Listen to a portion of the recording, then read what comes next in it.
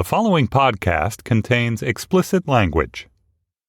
In May of 1973, Gail Sheehy was out on assignment for New York Magazine to find some of Richard Nixon's most unwavering defenders.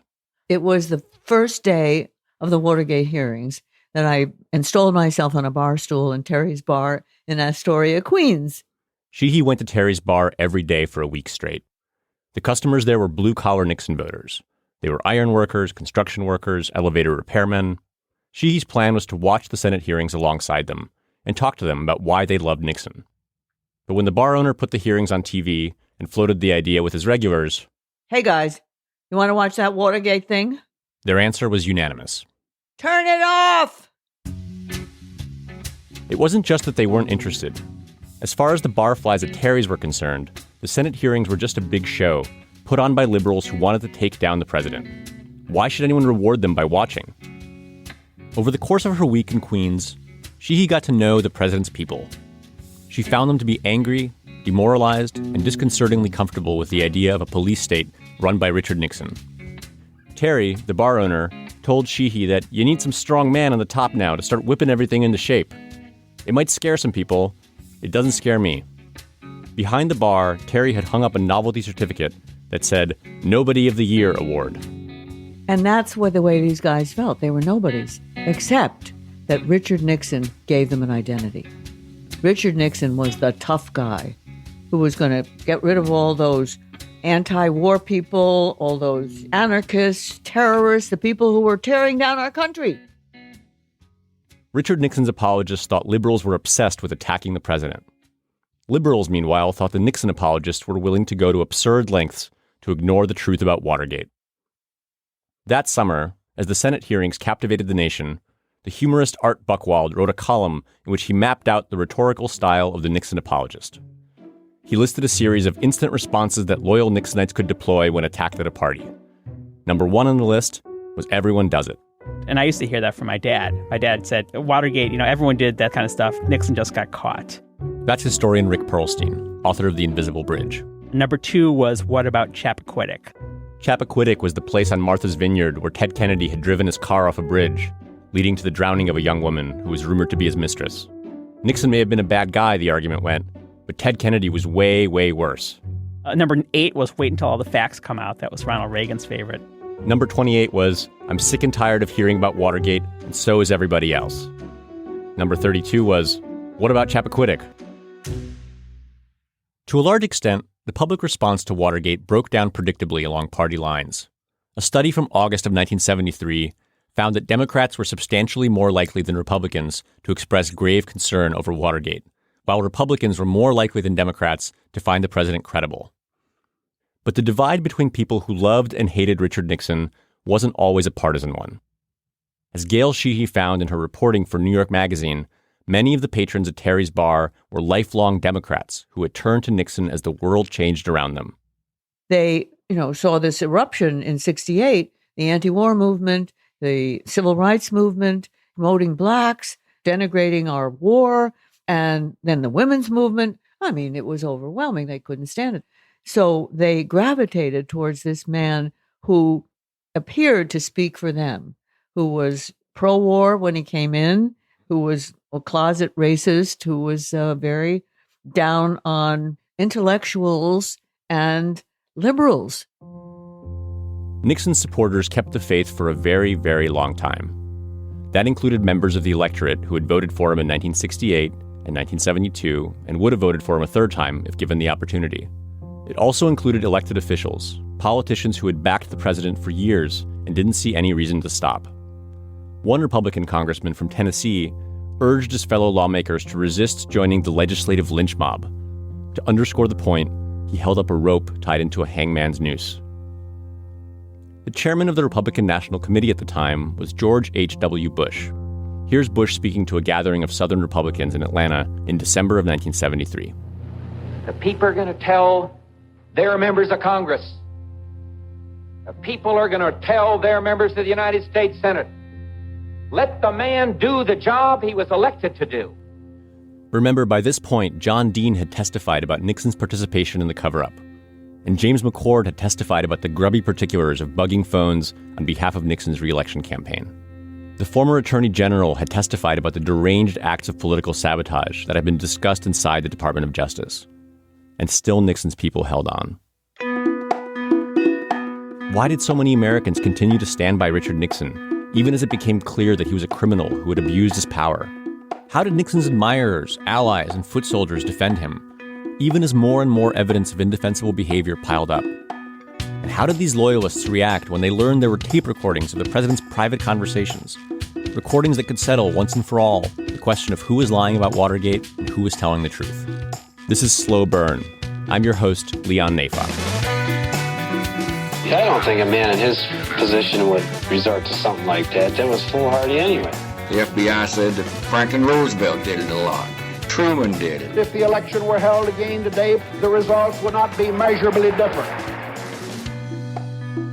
Episode 5, True Believers.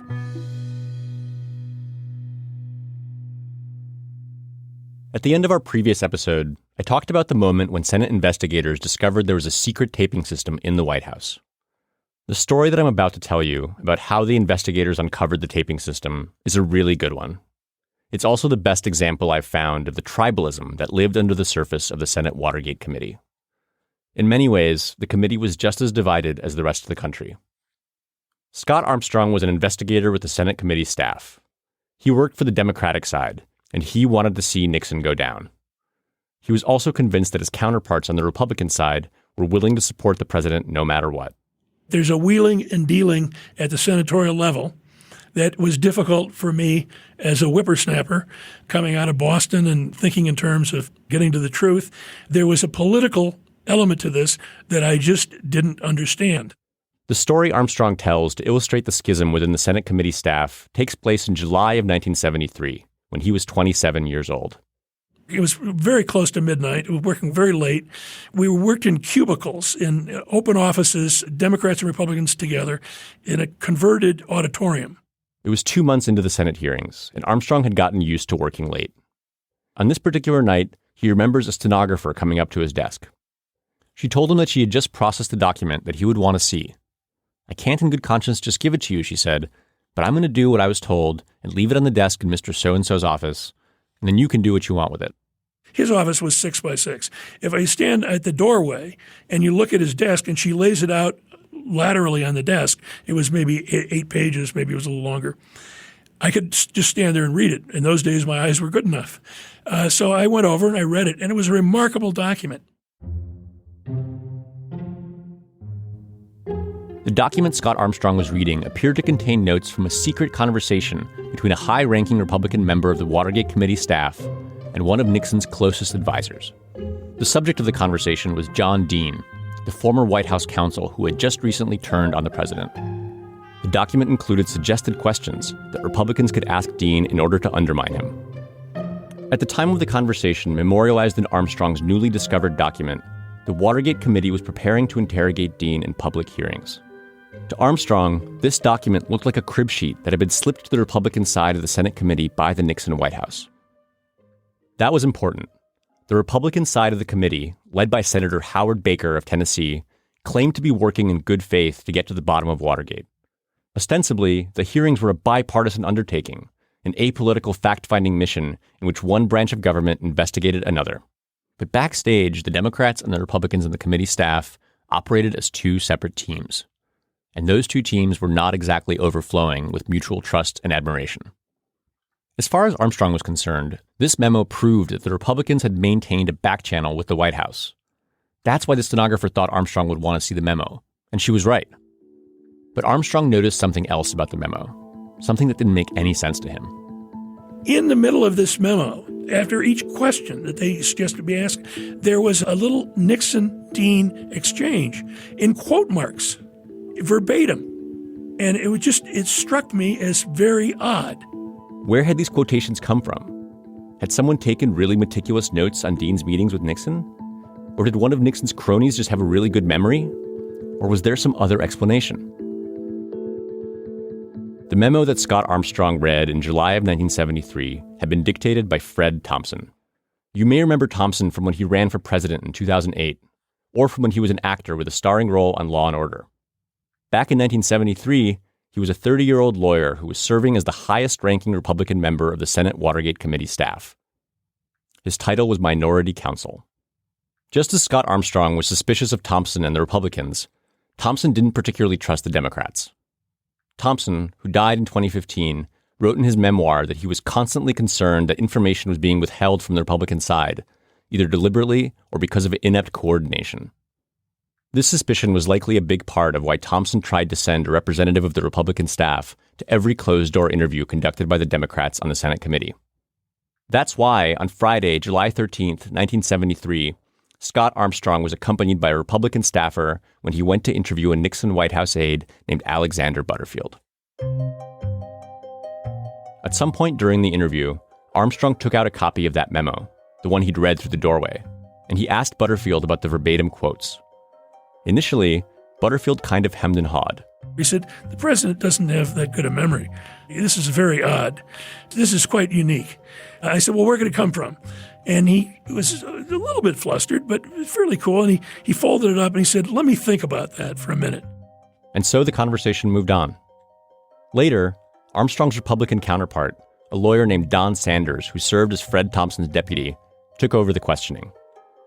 Sanders, who died in 1999, brought up a comment that John Dean had made earlier in the summer.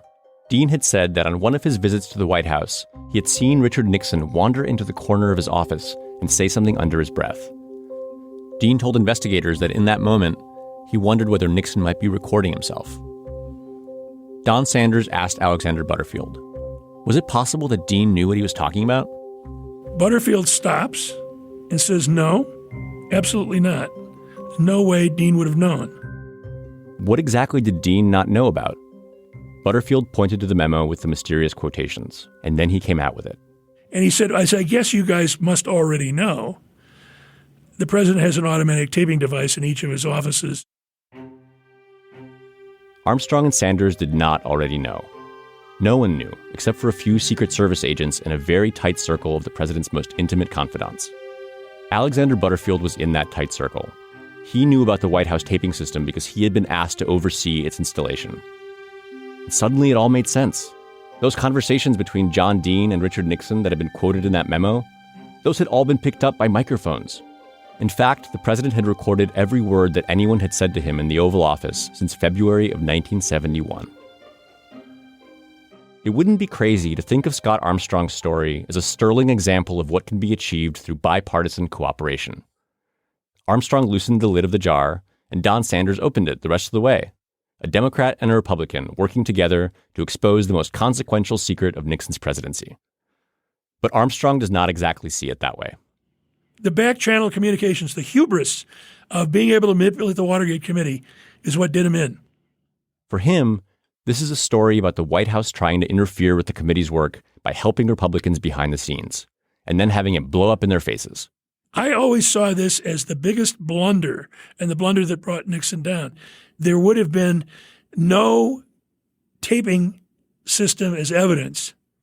I don't think we would have discovered it. We might have discovered it, but I think the proof of the pudding is the guy who most likely would have told us about it, Alexander Butterfield, didn't tell us about it until he saw that memo.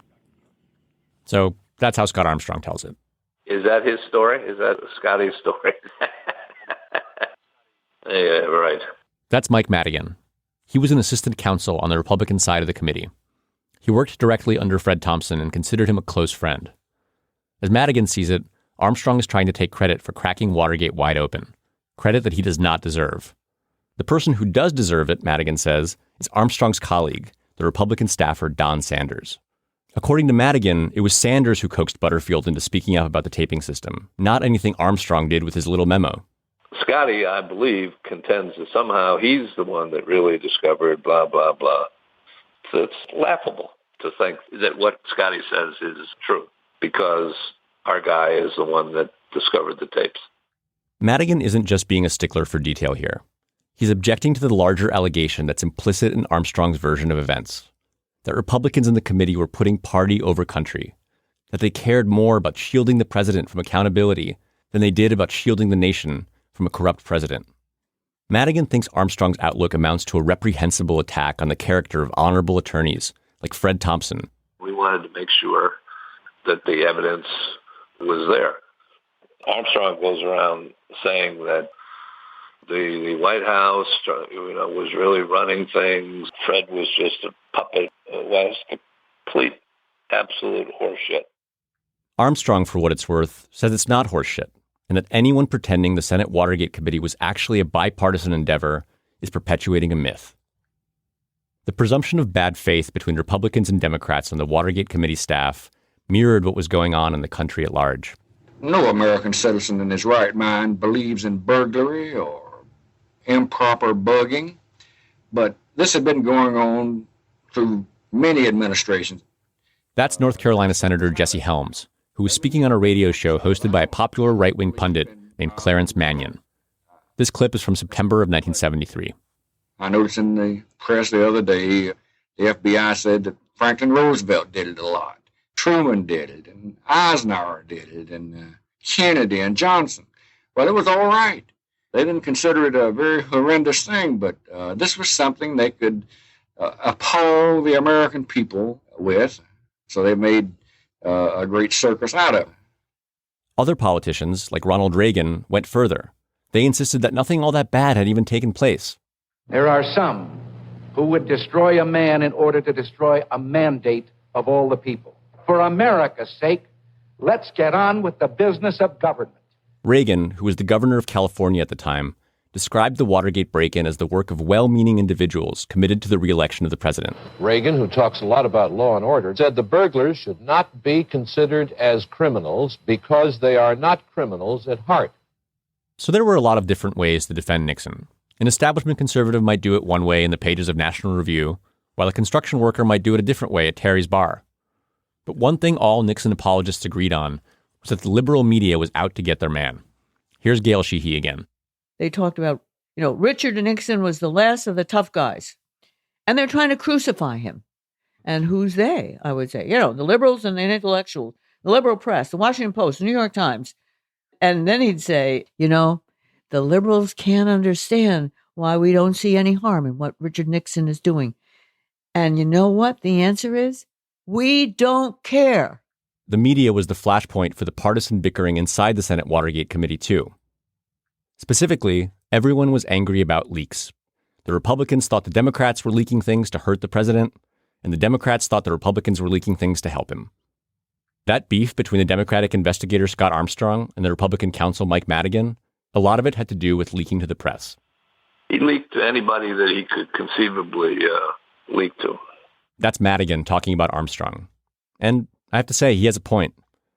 Armstrong was one of the sources for a November 1973 Rolling Stone magazine story that portrayed the committee staff as dysfunctional and weighed down by mutual suspicion.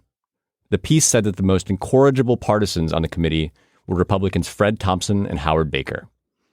When the committee leadership found out that Scott Armstrong was an anonymous source for the piece, they suspended him for a month.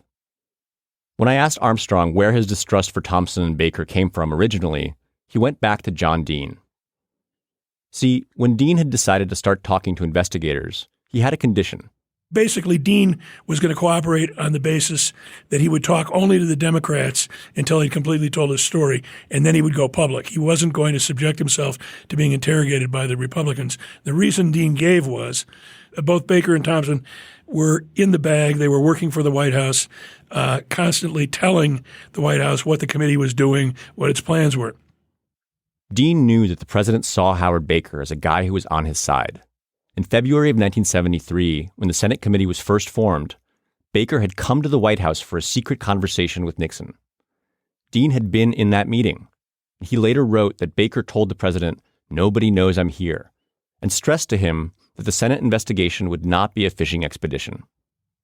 But if Baker was working behind the scenes to help the president, he did not show it while the cameras were on.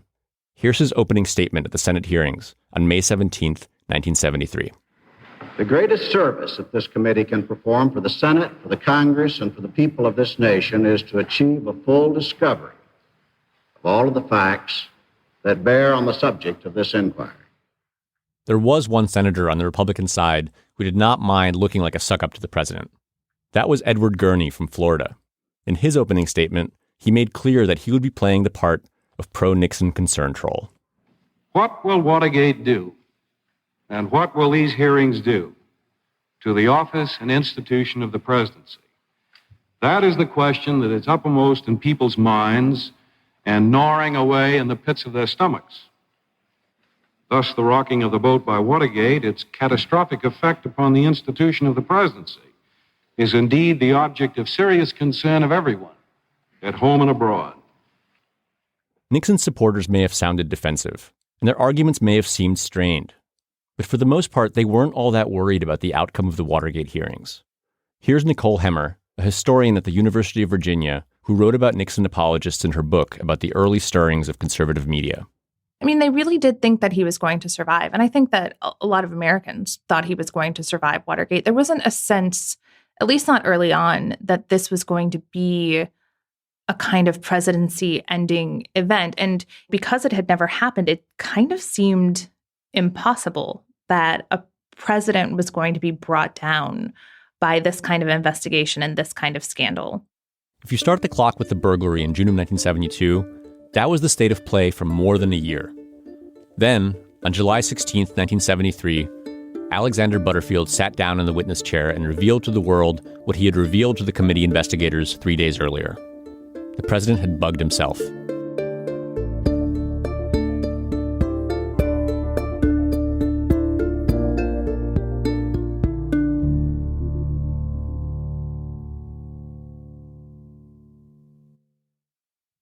Alexander Butterfield was not trying to be a whistleblower. He didn't have anything to do with the Watergate break-in. He just happened to oversee the Secret Service team that installed the taping system in the White House, including 5 hidden microphones inside Nixon's Oval Office desk. So why did Nixon want to record all his conversations anyway? Historians argue about this. One theory is that he wanted the material for his memoirs. Another possibility, and I like this one even though there's not a lot of evidence for it, is that he knew the tapes would be worth a ton of money, and that he could get a big tax write-off if he donated them to his presidential library.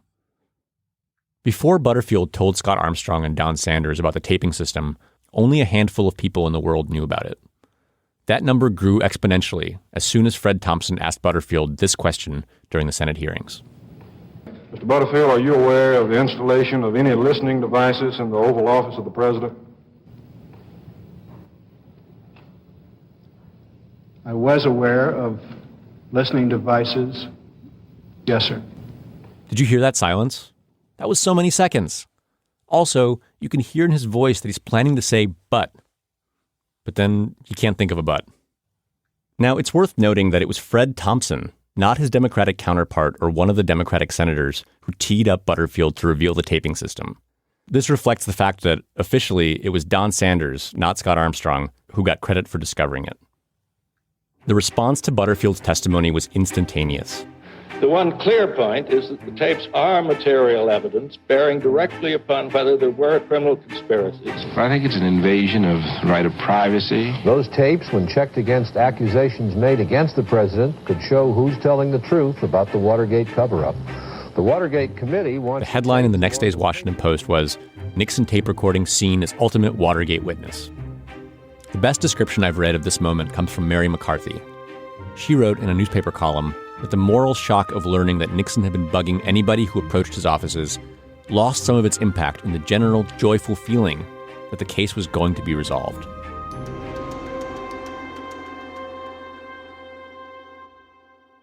So imagine you're a Nixon supporter, and you've been clinging to the belief that the president didn't do anything wrong. You've been watching these hearings, and you're absolutely certain that John Dean is a liar. You've told yourself that Nixon would have been way too busy running the country to get involved in some Keystone Cops break-in or some idiotic cover-up. And now you find out about these tapes. If you genuinely believe that Nixon didn't do anything wrong and that Dean was making the whole thing up, you should be thrilled. Here's the proof, right? Now Nixon can just release the recordings and put everything to rest. But once again, Nixon made it very hard on his defenders. The president did not want to release the tapes. In a letter to Senator Sam Ervin, chairman of the Watergate Committee, the president said that the tapes fall into the category of presidential papers, which, as he has said before, the president won't turn over to another branch of government. Mr. Nixon said... The day after Butterfield's testimony, Senator Sam Ervin sent the White House a letter requesting the tapes. Nixon responded 6 days later, saying that he had listened to the recordings and could confirm that they were entirely consistent with what he knew to be the truth. However, the president wrote, As in any verbatim recording of informal conversations, they contain comments that persons with different perspectives and motivations would inevitably interpret in different ways. After this rejection, Ervin and the rest of the senators on the committee felt they had no choice but to issue a subpoena. It was an extraordinary move, one that made the tapes a matter for the courts. President Nixon today defied subpoenas demanding that he produce tapes and papers in his possession, and the country moved closer to a clash between the White House and the Congress and the courts, which will be unprecedented in American history. As summer turned to fall, no one in America knew whether the tapes would ever come out, and many couldn't help but suspect that the president would find a way to keep them hidden. Perhaps we shall be told that some have been damaged by atmospheric conditions, wrote Mary McCarthy. Most people say that is too crude, that Nixon would not dare. But he has dared a great deal before now. At this moment, Nixon may have only boldness on his side. It was during this queasy will he or won't he period that some of Nixon's loyalists began to waver. On August 15, 1973, a month after Butterfield's testimony, the president gave a televised address in which he tried to explain why it was so important to him that the tapes not be turned over. This wasn't about protecting him personally, he said. It was about protecting the presidency. That is why I shall continue to oppose efforts which would set a precedent that would cripple all future presidents by inhibiting conversations between them and those they look to for advice. Nixon insisted that he was completely, totally innocent. I was convinced there was no cover-up because I was convinced that no one had anything to cover up. And he called on the country to just move on already. After 12 weeks and 2 million words of televised testimony, we have reached a point at which a continued backward-looking obsession with Watergate is causing this nation to neglect matters of far greater importance to all of the American people. We must not stay so mired in Watergate. The speech bombed. A Harris poll released today shows that President Nixon's Watergate speech did not win Mr. Nixon the support he asked for. 77% of adult Americans watched the speech, and only about a quarter of them found Nixon's words quite or somewhat convincing. It wasn't just voters who reacted badly to the speech either. Some members of the Republican establishment were starting to get nervous as well. Senator Barry Goldwater, the godfather of the conservative movement, was one of the first major Republican figures to speak out against Nixon on the subject of Watergate. After Nixon's August 15th speech, Goldwater said, "The president must release these tapes and tell the truth." William F. Buckley's National Review also called on Nixon to release at least some portion of the tapes, saying in an editorial that Watergate had drained his political sinew, his moral authority, and his credibility. What made Nixon's defenders, who stuck by him for so long, finally say enough? It seems to me that Nixon's refusal to turn over the tapes was the start of it, the first crack. Even Ed Gurney, Nixon's toady on the Senate committee, told a reporter that if the president refused to provide access to the tapes, it would hurt him politically. For people who had believed in the president's innocence, his decision to fight the release of the tapes in court could not have been easy to justify. As the weeks and months wore on, Republican elected officials and ordinary voters had to ask themselves how far out on a limb they were willing to go to support Richard Nixon. It wasn't just Republicans who went on a journey from believing in Nixon to being done with him. Sam Ervin, the conservative Democrat, began the Senate hearings thinking that it was inconceivable that President Nixon could have been involved in Watergate. After presiding over 237 hours of public testimony, Ervin understood that he had been horribly naive. There's one moment from Ervin's journey that I haven't been able to get out of my head. It shows that even after John Dean's testimony, the chairman of the Senate Watergate Committee still had some faith in President Nixon's commitment to the rule of law. That moment came on July 19, 1973, a few days after the taping system was revealed. Ervin had requested the tapes from the White House, and Nixon hadn't yet responded. A little before lunch, an aide told Senator Ervin that he had an important phone call. It was Nixon's Treasury Secretary, and when Ervin got on the line, he was informed that Nixon had agreed to voluntarily give up the tapes. Ervin took the call in a glass phone booth right in the hearing room, and people could hear him exclaiming into the receiver, "Oh, that's fine, that's wonderful. Tell the president he's performed a great public service and that he's cut the committee's work in half." After lunch, Ervin told the world what he had learned. I am pleased to announce that the president has decided to make available to the committee tapes of conversations and which are relevant to the matters which the committee is authorized to investigate. He was so happy, so relieved. Mary McCarthy described Irvin's old cracked voice, quavering with joy as he spoke. But the air went out of this particular balloon pretty quickly. The phone call had been a hoax. As Irvin confirmed when he spoke to the real Treasury Secretary, the person who had called him was nothing but a prankster. It took less than half an hour for Irvin to learn that he had been tricked, that the White House had not given in, and that victory was not in his grasp. Irvin was embarrassed and devastated. So it's just an awful thing for a very trusting soul like me to find that there are human beings who would perpetrate a hoax like this. It was 4 days later that Nixon put it in writing. No, he would not release the White House tapes. And as the months rolled by and Nixon's grip on the tapes tightened, they became this tantalizing but also panic-inducing symbol of everything that was as yet unknown about Watergate. Surely these recordings contained the answers. But what if Nixon found a way to doctor them? Or what if he just destroyed them? John Dean had already accused Nixon of being willing to pay $1 million in cash to keep the Watergate burglars silent. Would setting fire to the tapes really be that much crazier or bolder? The fact that it seemed possible that Nixon would destroy the evidence against him tells you how far the country had traveled by the fall of 1973. The range of what was fathomable had expanded. It would keep on expanding as the new year, 1974, approached. But with the onset of that cynicism came a righteous anger. As Richard Nixon grew more shameless and autocratic during his final year in office, Americans of all political persuasions began to push back. Soon, Nixon would discover that even his staunchest loyalists were abandoning him. By the end of October 1973, even the owner of Terry's Bar, though still in favor of a Nixon police state, had to concede that the tide was turning. For a follow-up story, he told Gail Sheehy, "The ball game's over. We're on our way out.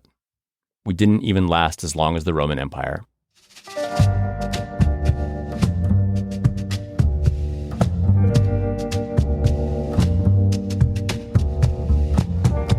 This podcast is a production of Slate Plus, Slate's membership program.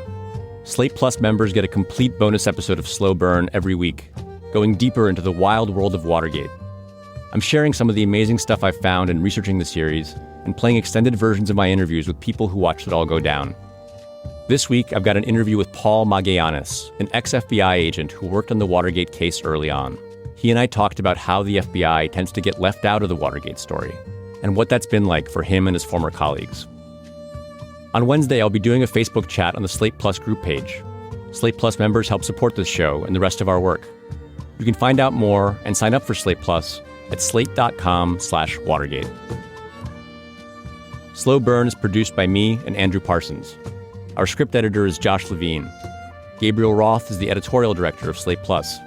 The artwork for Slow Burn is by Teddy Blanks from Chips.